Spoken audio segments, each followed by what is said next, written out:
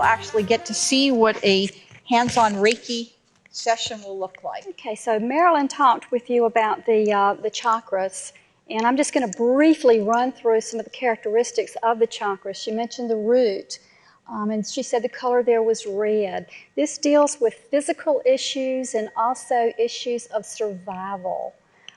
She talked about the energies that we draw in to ourselves. That's what's going on here at the root.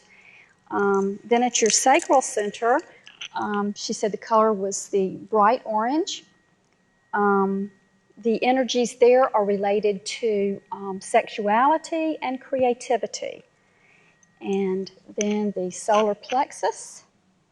And the location of the solar plexus is below the rib cage and above the belly button. So right in here. That color, of course, is the bright yellow.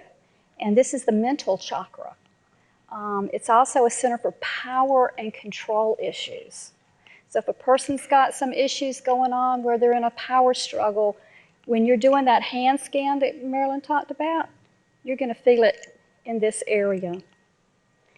Then she talked about the heart center. And the color there was the green.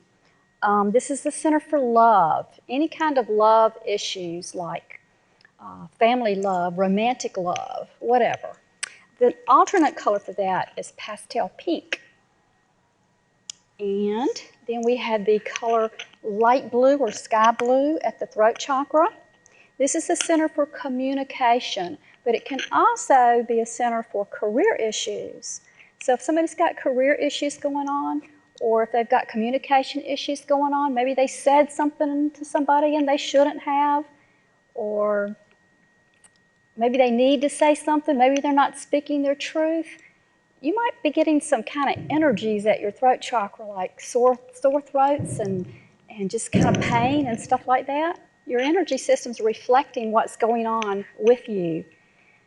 And then the next chakra is the brow chakra or third eye.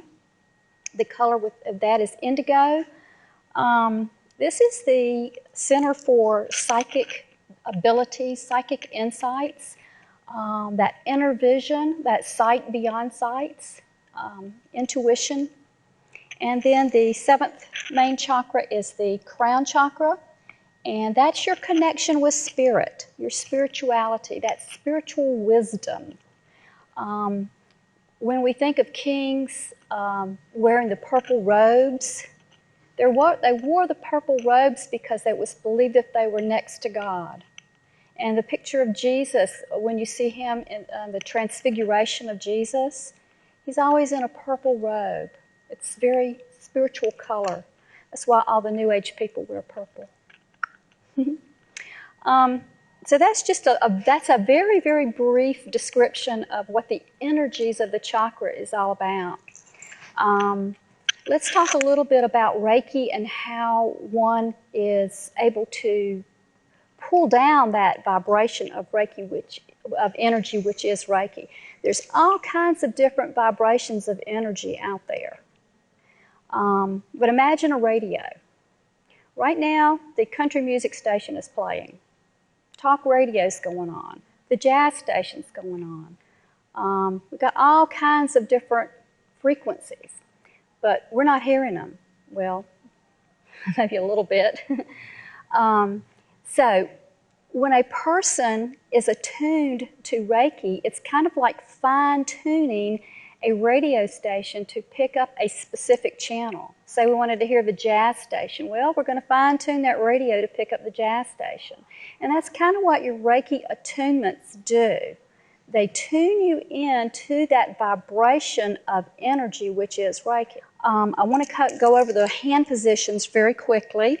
You would start with hand positions covering the eyes. And when you're covering the eyes, you're going to be covering that third eye chakra. Then you're going to move one hand at a time to the ears. And then the crown of the head.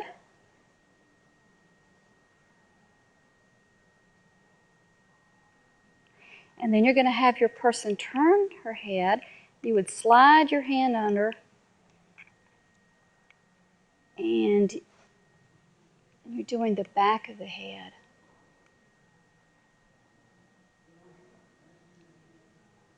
And you can receive information about what's going on with the person when you're doing Reiki on them because you're tuned in to their energy system.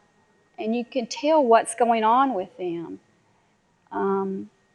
most of the time. Then your next position is going to be at the throat chakra. You can do it like this, or you could even do it like this. Now you'll notice I'm moving one hand at the time. I'm not sliding. If I were sliding, I would be doing massage. And I'm not a licensed massage therapist, and the massage police could jump me and really get on my case. So we don't slide our hands, we don't do percussion, and you see I'm just barely touching her. I'm not pressing. The Reiki energy is a flow of energy. You don't have to press. It's a one-way flow. The next position is going to be at the heart center.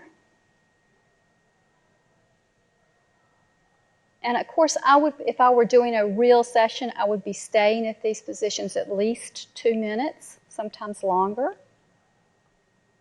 My next position would be the solar plexus.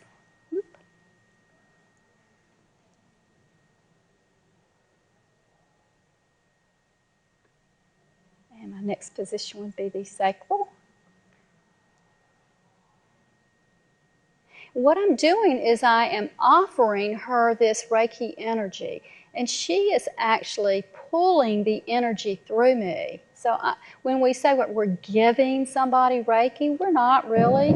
That person is actually drawing that energy through us. And then the root chakra.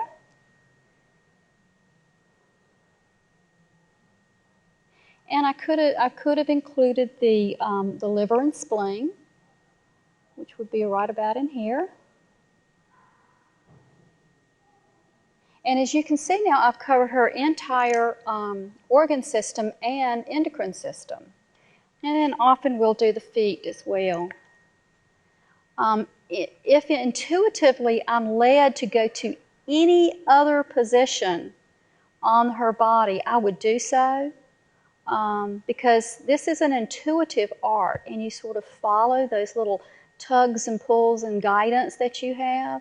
If she came to me and she said she had a headache and I felt like I needed to work on her feet, she would probably think I was nuts. She said, why isn't this woman doing my head instead of my feet? But for whatever reason, I would be working her feet because that's what my guidance would say. So we want to begin at the neck and do the neck. Then we would go to the heart. Then we would go to the solar plexus, to the sacrum, and to the root. You could do it like this, or you could do it like this. And you see I'm hovering at this position because it is a private position. And I could do the back of the knees and the back of the ankles. And you see I'm covering some of those minor chakras as well as the 7 major chakras. And you also notice I'm doing this kind of a motion. And that's because if I were doing it straight down the body like that, then I'm getting a pull in my arm there. And it just feels better to do an altering. Then I would want to brush down her energy field. And what I'm doing when I'm brushing down her energy field is I'm clearing out any kind of energetic debris that was released during her session. And then I always like to put a little fairy dust on the person as well.